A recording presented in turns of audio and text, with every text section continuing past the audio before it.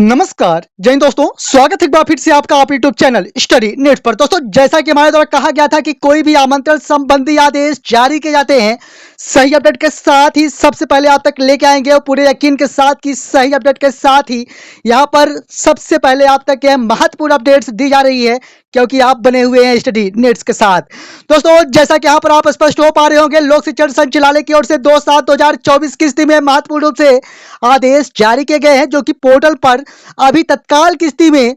Upload किए गए हैं और सीधे आप तक दिया जा रहा है महत्वपूर्ण वीडियो, जिस पर अतिथि शिक्षक आमंत्रण हेतु विद्यालयों में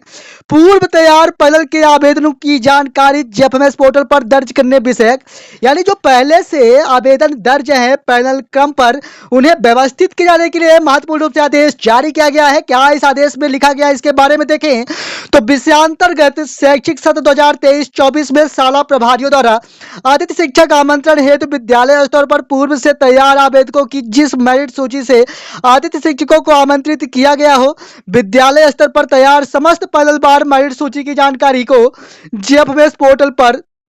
कुछ निम्नानुसार कार्यवाहियां दी गई हैं, जिसके साथ यहाँ पर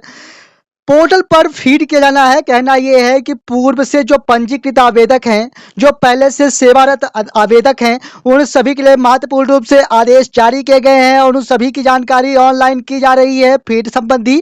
बताया गया है कि विद्यालय स्तर पर 2023-24 में तैयार पैनल बार मेरिट सूची की जानकारी जेएफएमएस पोर्टल पर दर्ज करने हेतु शाला प्रभारी संकुल प्राचार्य के लॉगिन पर उपलब्ध करा दी गई है सुविधा। क्या कुछ सुविधाएं इसके बारे में देखें तो कंडिका 2 के साथ बताया गया कि सबसे पहले 2023-24 की स्थिति में पैनल की प्रविष्टि हेतु मोबाइल नंबर यहाँ पर संबंधित आवेदकों का फिल करना होगा। इसके बाद मेरिट क्रम में जिस आवेदकों को आमंत्रित किया गया है, यानी जो पहले से काम किए हैं या मेरिट क्रम पर थे, उनके समक्ष रिमार्क या कॉलम दिया जाएगा, जिस पर चयनित लिखना है, यानी उनका सिलेक्शन किया गया था गेस्ट शिक्षक के रूप में। साथ ही में यदि मेरिट क्रम में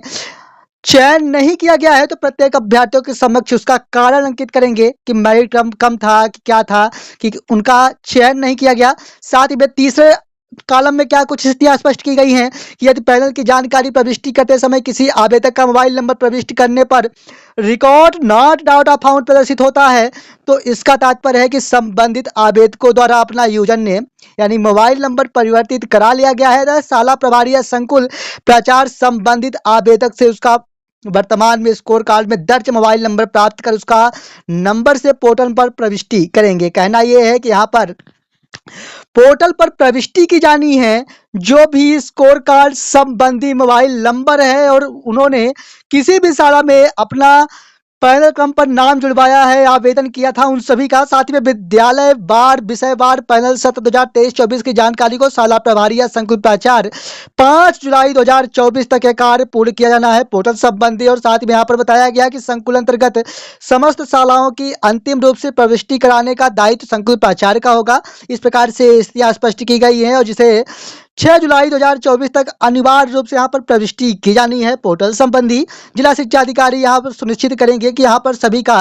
पोर्टल पर नाम फीड किया गया अथवा नहीं। और साथ में यहाँ पर बताया गया कि युक्त कार्य की जिला शिक्षा अधिकारी समीक्षा कर कार्य सीमा में कार्य पूर्ण कराएं। इस प्रकार की स्थितियां स्पष्ट लिखी गई है। साथ ही में कार्यवाही न करने पर लापरवाही को गंभीरता से लिया जाएगा। कहना यह है कि 10 जुलाई तक यहाँ पर अतिथि शिक्षकों को आमंत्रित किया जा सकता है जो पूर्व पैनल से थे,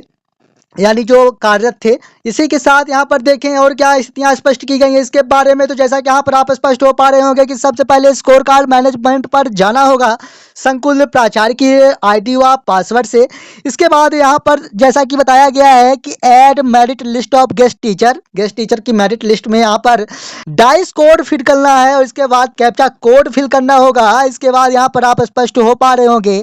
कि उन सभी स्कूलों के नाम आ जाएंगे और जो भी पैनल क्रम होगा उस पैनल क्रम की जानकारी के साथ यहाँ पर कुछ इसी प्रकार का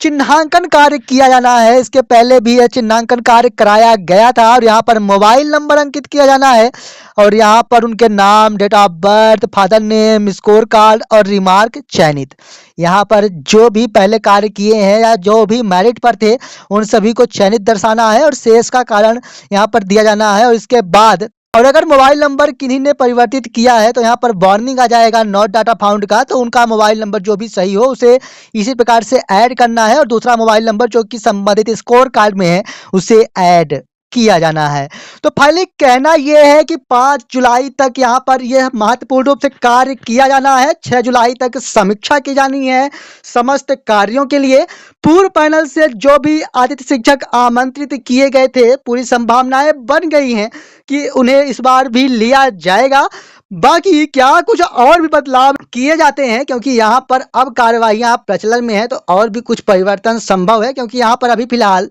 आप सभी को चयनित अवस्था में पोर्टल पर फीड किया जाना है। इसके बाद यहाँ पर क्या कुछ स्थितियां बनती है लगातार हम आपको अप टू डेट करते रहेंगे, क्योंकि यहाँ पर आज इस वीडियो के साथ आप सभी का ज़्यादा कुछ समय नहीं लेंगे, लेकिन बता दूं